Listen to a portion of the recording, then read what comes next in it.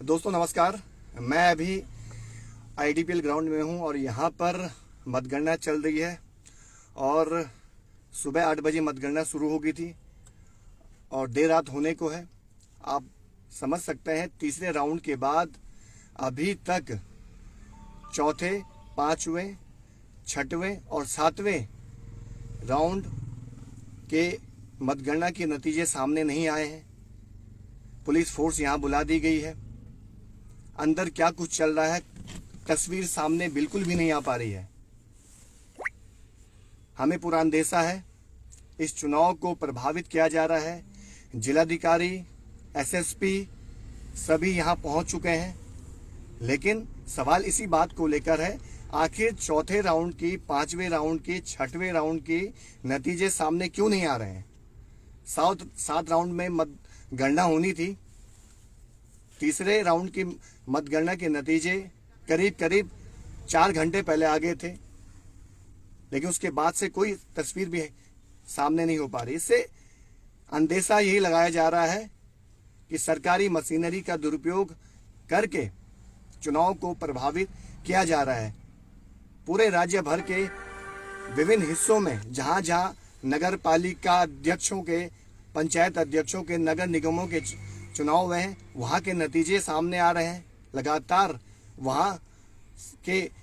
लगातार नतीजे सामने हमें दिखाई दे रहे हैं, लेकिन एकमात्र ऋषिकेश में ऐसा क्या चल रहा है, इसके पीछे क्या कारण है। हमने तो यहां तक देखा कि मतदान भी बहुत धीमा करवाया गया और अब मतगणना भी बहुत धीमा यहां पे अंदर खाने चल रहा है। हमारे लगातार वहां पे अपने जो पत्रकार साथी हैं जो इसको कवरेज कर रहे हैं, हम उनसे पूछ रहे हैं कि आखिर जो मतगणना होनी है, जो चौथे राउंड की रिपोर्ट है, पांचवें राउंड की रिपोर्ट है, इसको क्यों नहीं बताया जा रहा है, इसको अनाउंस क्यों नहीं किया जा रहा है। तो कहीं ना कहीं इसमें निर्वाचन आयोग की भी बड़ी लापरवाही हम यहाँ पे देख रहे हैं, या फिर गंभीर भूमिका को हम यहाँ पे, मास्टर जी के सपोर्ट में यहाँ पे लोग हजारों की संख्या में आ गए हैं। इस बात से सरकार डरी हुई है, ऋषिकेश के नेता डरे हुए हैं, उन्हें खतरा है अपनी कुर्सी खिसकने का। पुलिस फोर्स यहां तैनात कर दी गई है। तो आखिर ये चल क्या रहा है, आखिर ये क्या कुछ यहां पर घटित हो रहा है, किसी को भी कुछ समझ में नहीं आ रहा है। तो मैं आप सभी से यही कहना चाहता हूं कि मास्टर जी के लिए लोग यहां पर खड़े हैं, लगातार यहां पर पहुंच रहे हैं। आप लोग भी यहां पर आइए, मैं आप लोगों से निवेदन करना चाहता हूं।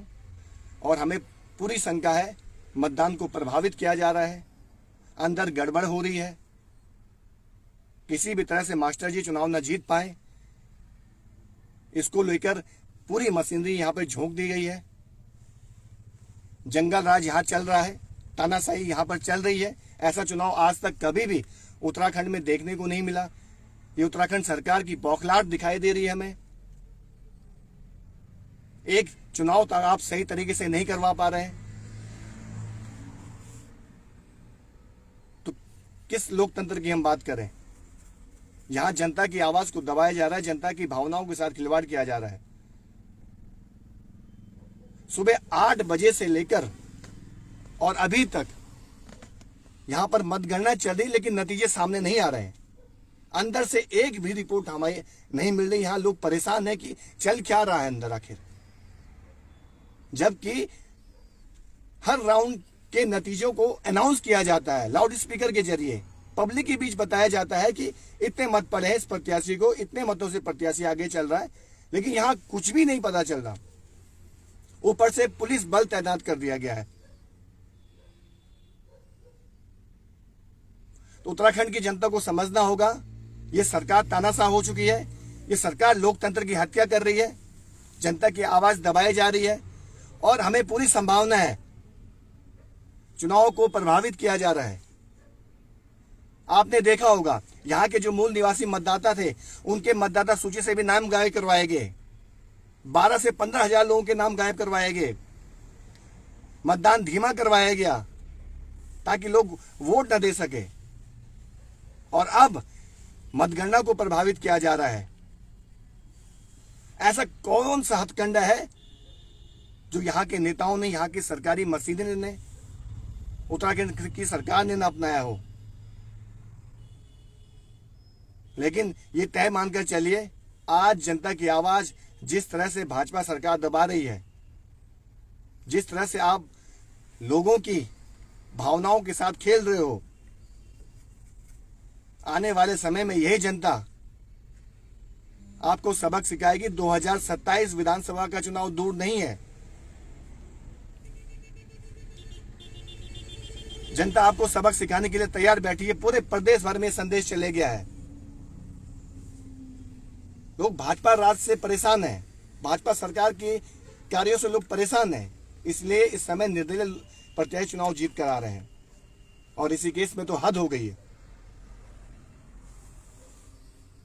तो ऋषिकेश क्षेत्र की जनता से मैं अनुरोध करना चाह रहा हूं, हम लोग यहीं पर हैं, सुबह से यहीं पर हैं, आप लोग भी आइए। चुनाव को प्रभावित किया जा रहा है, नतीजे सामने नहीं आ रहे हैं, अंदर की रिपोर्ट बाहर नहीं आ रही है, बहुत बड़ा गड़बड़ झाला अंदर हो रहा है, इसका हमें पूरा अंदेशा है। तो मैं आप सभी से पुनः निवेदन करना चाहूंगा, ये लड़ाई हमारे स्वाभिमान की है, हमारे वजूद की है, हमारी अस्मिता की, हमारी पहचान की लड़ाई है, मूल निवासियों के अधिकार की लड़ाई है, अपनी जमीनों को बचाने की लड़ाई है, अपने बच्चों के भविष्य को बचाने की लड़ाई है। आज आप देखिए, भाजपा सरकार ने एक गैर मूल निवासी को यहां पर नगर निगम के मेयर का टिकट दे दिया। आप सोच सकते हैं आने वाले समय में इस राज्य में क्या होने जा रहा है। यहां के मूल निवासी की हैसियत ना मेयर बनने की रहेगी, ना पार्षद बनने की रहेगी, ना विधायक बनने की रहेगी, ना मंत्री बनने की रहेगी। अब वह दिन भी दूर नहीं हो जब मुख्यमंत्री भी यहाँ का मूल निवासी नहीं बनेगा। पूरी डेमोग्राफी बदल दी गई है, मूल निवासियों की राजनीतिक हैसियत भी खत्म कर दी गई है। ये तमाम तरह के षड्यंत्र हो रहे हैं।